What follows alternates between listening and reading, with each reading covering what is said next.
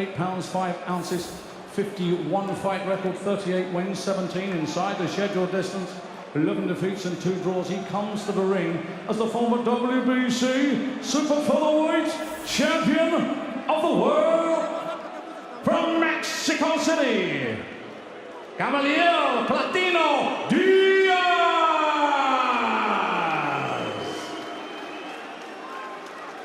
And now, ladies and gentlemen, from the great city of Manchester comes the champion. He's wearing the blue trunks, trim with green, weighing in at 9 stone, £8 8 ounces, 33 fight record, 28 wins, 11 inside the scheduled distance, 4 defeats and 1 draw. He comes to the ring as a former British lightweight champion. He is the reigning and defending WBO Intercontinental Lightweight Champion, making his 3rd defense. Ladies and gentlemen, time to meet the $1 Million Anthony Crolla!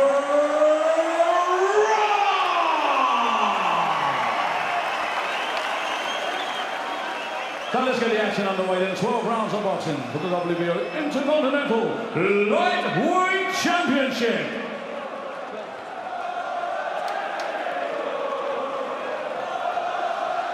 Okay, fellas, you've both had your instructions in the dressing room. You know what I expect of you. Behave yourselves, do as you're told, and above all, defend yourselves at all times. God bless you both. And a terrific atmosphere in the arena as well. Anthony Crolla really building his own fan base in Manchester, helped in part by having 3 or 4 all-Manchester dust-ups, most recently Stephen Foster Jr. and last time out, that memorable occasion against his good friend John Murray. Seconds out. But now, a man of vast experience and class. And you might have looked at his record and said, Gamaliel Diaz, 11 defeats in a long career. Well, 4 of those came very early when he was still a teenager. The majority of the rest of them have been against guys who either were or went on to be world champions. He may be past his best, but he may still be too good for Anthony Crolla. It's a serious test for the Manchester man. Crolla keeping his defences nice and tight as he comes forward, which is sensible. I mean, as soon as you hear, Anthony Crolla against a Mexican, that kind of just spells out this is going to be good. Nice compact style that he's been developing. You mentioned the Mexican, and he's done all his sparring in-house with the guy that they call the man with the Mexican style, Liam Smith, one of Paul's younger brothers. He throws punches like a Mexican, swarms forward like a Mexican as well, and they've had some right old dust-ups, those two, apparently, in the Gallagher gym in Bolton. Crolla missing there, but then out of range before Diaz can hit him with a counter.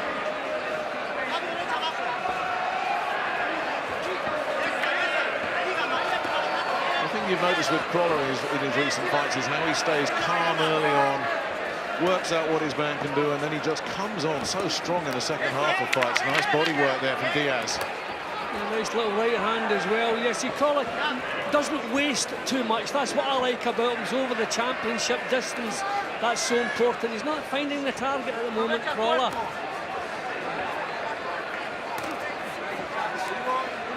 You would expect that 33 will see the best of Diaz in the early rounds, and hopefully Crolla can start grinding things out in his favour. That was better from him, found a range with those two.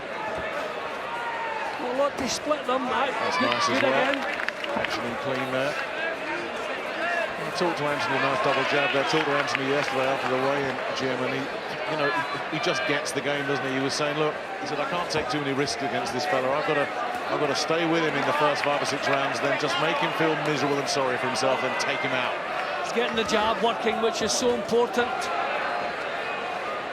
I mean, if you want to spend 80% of the time in range as Crolla does, then you want a good solid jab. You want it ready at all times.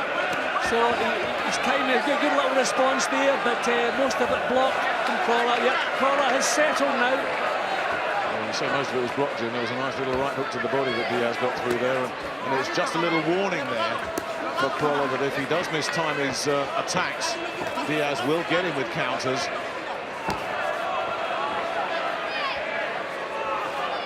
Well, both men right down to business. Not a lot to split them in the opener. but maybe the jab for Crolla.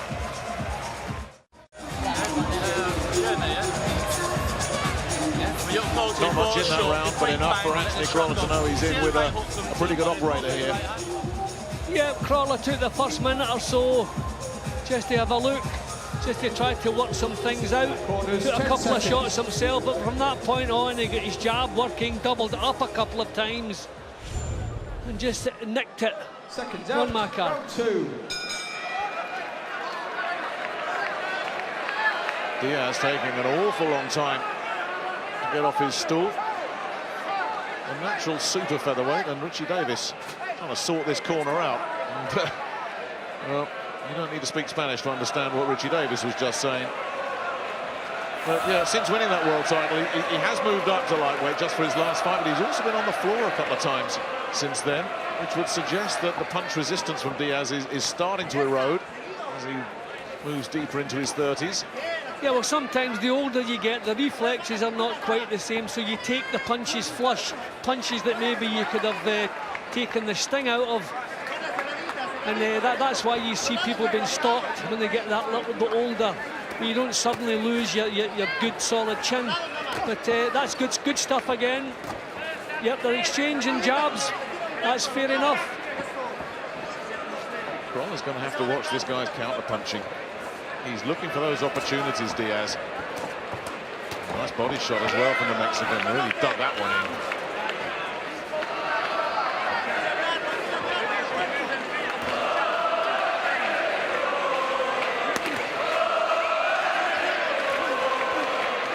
And Anthony Crolla, who used to come and watch the likes of Ricky Hatton in this arena, probably never dreamed that one day he'd hear the arena chanting his name. That's what they're doing now. He really is building up a head of steam in this city and in the lightweight division. If he can just get through this one, surely he'll be on the threshold of a shot at the world title. Diaz getting his own jab into the act now. Crolla still trying to drive forward. Another round so far, with not a lot to split. See if someone can impose in the last minute. Good stuff there from Diaz. Again, another nice shot to the body from Diaz. Out of range there.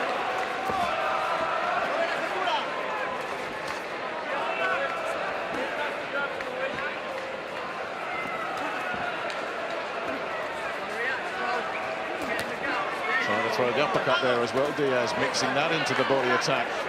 Something else for Crolla to think about here. You know, it's smart the way Crolla keeps marching up. You know, against a 33-year-old, you don't want to give him time to think, time to reset himself. I mean, he's taking a few as he comes forward. He's not having a great round, Crolla, but he's controlling the pace. He's making Diaz work every second here. And 33-year-old legs, that might pay dividends later. Well, that was the plan, wasn't it? That's when Crolla thinks he'll be able to strike in the later rounds. Doesn't want to give Diaz any chance to build something. He's taking the play away towards the end of the round, Crolla, but took him some time to get into that position. Another tight round. And up to now, he keeps coming off to this right hand that we want to let go. So jab, jab, step across, make him come over, and then bowl it, all right? Yeah? You're doing what you're doing up to now, all right? Okay? You okay? Crolla has come on so well under Joe Gallagher.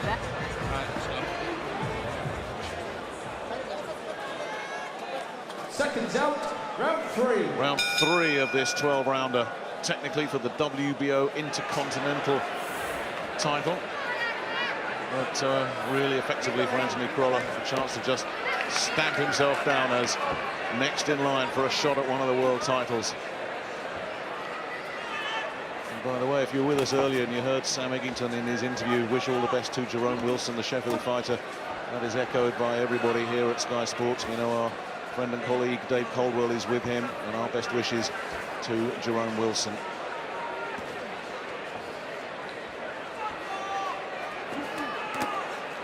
Crolla looking to dig one into the body.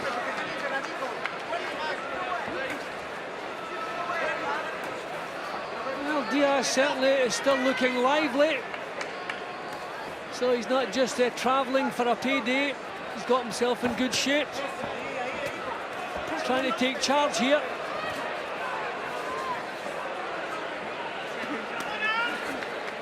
And making Crolla miss there, the right hand. Clever stuff from Diaz.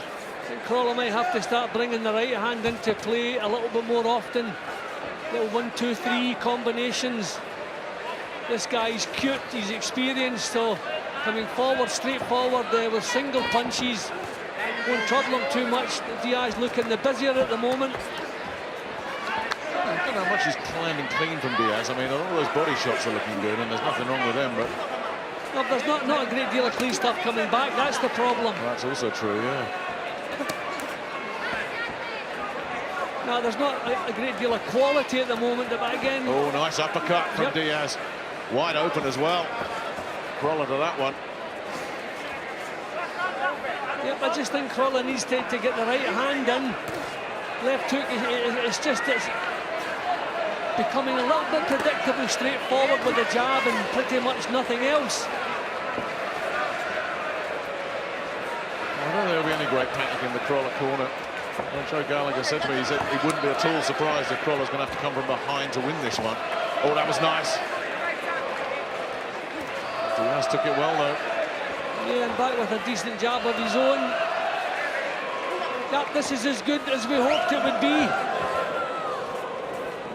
Both quick, both experienced, both good defensively, so not too many big punches been landed. That's a cheeky uppercut again from Diaz, but Crolla, I think he'll be happy that he's making him work every second.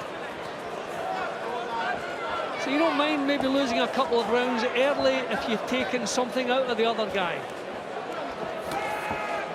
And some of these rounds are pretty tough to call as well, Jim. I know you're not sure of at least two of them, and maybe this is another one where you can make a case both ways. And right on the bell there, Diaz definitely reacted to something. Now, what happened? Was it a head clash? I don't know. I mean, yeah, it must be. Yeah, clash of heads, I think there was a cut. Is it, no, yep. But I wonder if there's a clash of heads just on the bell there. Yep, that's what it is. And it is a bad one. We could be in technical draw territory here, because that looks a shocker. And it was right on the bell, and you saw his reaction. He knew it instantly. Yeah, let's come together. The action, that suggests a clash of heads, and he knew straight away there. He knew straight away. He must have felt that the blood flowing as soon as that happened.